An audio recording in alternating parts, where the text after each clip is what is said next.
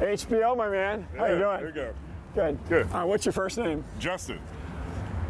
Where do you live, Justin? What is this from the area here? Or? I live in Los Angeles. Hey. Yeah. Great. Thanks for coming. Yeah, no problem. USC or UCLA? USC. You're just the man I want to talk to. Definitely. Pretty good game in there today. Great game. Yeah. Great game. Indiana played really well. They played hard. Yeah. Yeah. Who are your favorite one or two players on your team? Juju Watkins, of course. You know, I think if Caitlin Clark and Angel Reese are Magic and Bird, then Juju is Jordan. Right. And I think she's a transcendent player in women's basketball, but basketball in general. And then Kennedy Smith. I think that if Juju is Jordan, then Kennedy Smith is Scottie Pippen because her arms are long, her defense is crazy, and the tenacity that they play on both ends of the court. So I like your analogy. Tell me the what most special about Juju? What?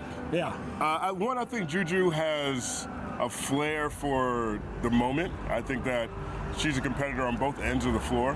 You know, for her to come in as a true freshman at USC last year, they ended up winning the Pac-12 championship. Made it to the Elite Eight, if I'm not mistaken.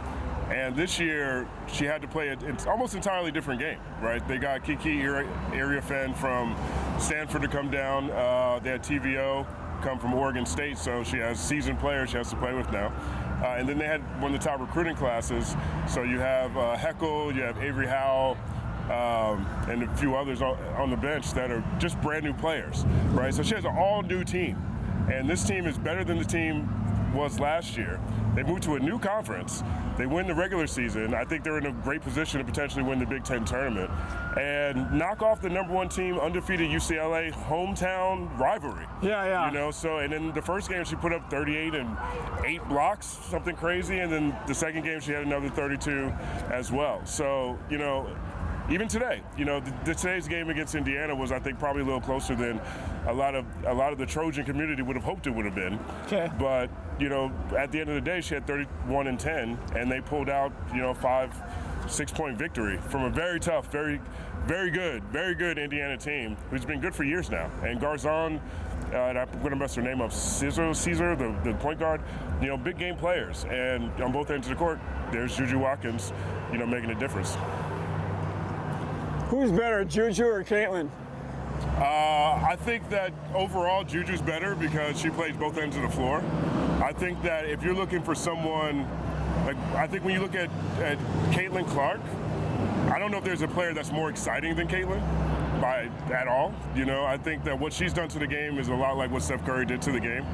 And for me, I think one of the things that Caitlin, her biggest impact is her ability to bring, you know, I hope I don't sound offend anybody when I say this, but to bring guys watching the game, right? And, you know, with Steph Curry shooting from the logo with such a high efficiency rate really opened up the game to players or people who couldn't necessarily relate to a basketball player, right? You get to the point where you start watching basketball and all these super tall, highly athletic players, and it's like, well, if you don't fit necessarily the basketball prototype, it's hard to connect with it. And Steph Curry's ability to be a regular person, you know, just a really great heart, very personable, ultimate competitor, but also extend the range in which players are shooting ended up transcending basketball. And that's what I love most about Caitlin Clark. Because you could look at Caitlin Clark's game, and you could be in a gym by yourself, and you can try to match her shot chart, and fail miserably every time. Yeah. And then at the same time, she always comes up big in the clutch games. She is way better off the dribble than people give her credit for. You know, I think as soon as she develops a consistent floater, as soon as she develops a consistent mid-range game, there's almost no stopping her. And I think outside of that, it'll just be the only difference between her and Juju will be the defensive end of the ball. And here's the reason why I say Juju again for one more reason. She's a 3-level scorer, right? She's going to get to the rack. You don't want to. If you're not going to be able to shut Juju down at the elbow, you're going to have a very tough game. And then she's also a three-point threat. Now, she doesn't have the same range as Caitlin Clark, but I think a 3-level scorer who plays both ends of the ball, that's very tough to stop. You're terrific. Great analysis overall. Do you remember when Bird and Magic came to Indy? I don't know if you're old enough. You may not be. When they came to the NBA, I don't remember when they came in the NBA. Yeah. Okay. Hey, guys. Yeah. Well, thank you.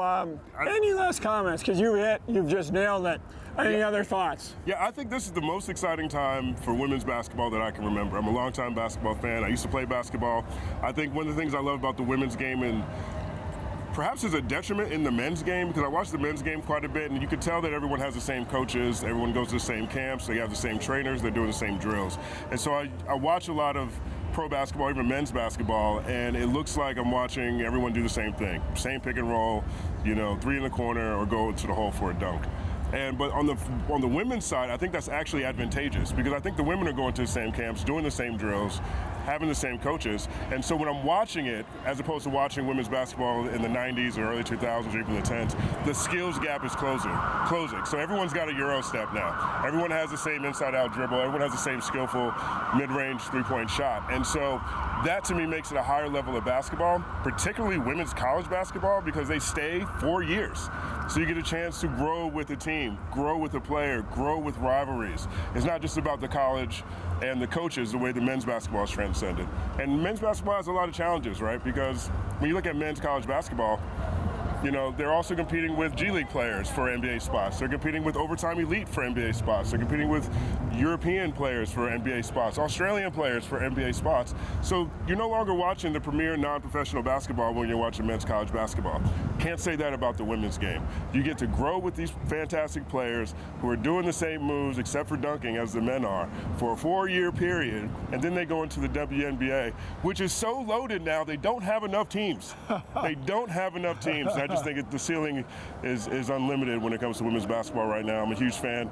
Big shout out to Caitlin Clark, because she brought so many people to the game. Big shout out to Juju Watkins for doing the same thing. And Juju is young, and she's going to be a crazy dominating force in her years to come. All right. Thank you so much. Yeah, excellent.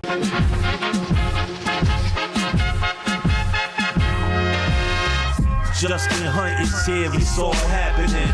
Justin Hunte is here, it's all happening. The mathematical breakdown of this mighty game of rap we in. It's boom bapping. Systematical culture views that's radical, it's all happening.